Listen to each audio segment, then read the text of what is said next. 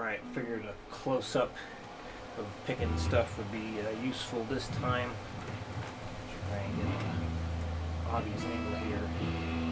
Unfortunately, this pick is kind of blending in with the black there, but anyway.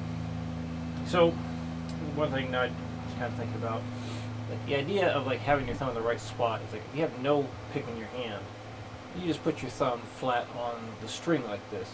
That's basically how I'm starting off with any of the picking stuff that I do. So you could, like from here, you put your thumb on the string, tilt your hand back so that this way this part's touching the guitar. So none of the wrist being away from it. You gotta bring it in like that, and then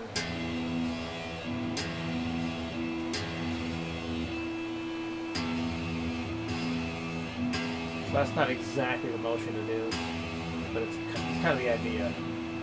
So that's how your thumb's got to look starting off. Now you put the pick in hand. I'm just using a regular old flat pick. I figured that would be the easiest way to demonstrate it for right now.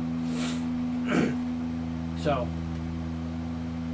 fingers curled on it like that. So I'm not doing anything like this. I suppose you could do it that way, but it's a bit harder, I think. So having that curl to the finger this way.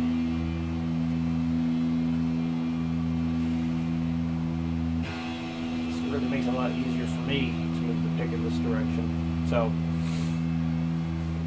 what I mentioned yesterday, and you can use a scale, just kind of move some notes around as you're doing this to make it more interesting. But the main thing to do for like several minutes a day is just put your pick on the string. Take a moment, make sure that the pick is flat, perfectly flat against the string, and then bend your thumb down. So this way you do your downstroke. Reset. Do it again. Reset. Do it again. So let's say you're just doing some notes, just, I don't know, just any scale whatsoever, just make it interesting. So flat on the string, pick down. Then you just put another note, flat on the string, down. It's producing a harmonic. But yeah, just make sure you actually see it flat on the string before you push down. Eventually, start getting into that there. So, you do, the other strings as well. It's interesting how it keeps making a harmonic.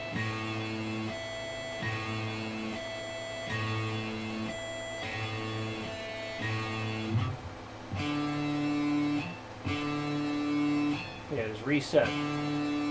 Flat on the string, push it through. Flat on the string, push it through.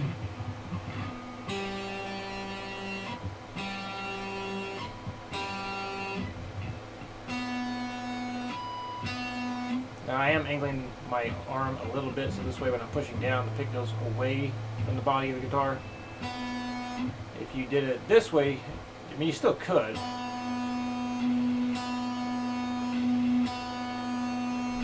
Just can't get a very good thumb movement when the downward slant's happening.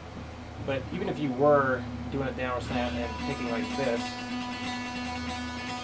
the pick is still, or the thumb's still straight.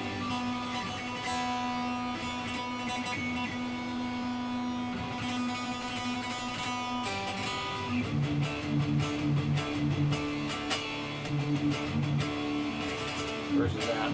But anyway, so even with a beveled pick, as I'm using right now,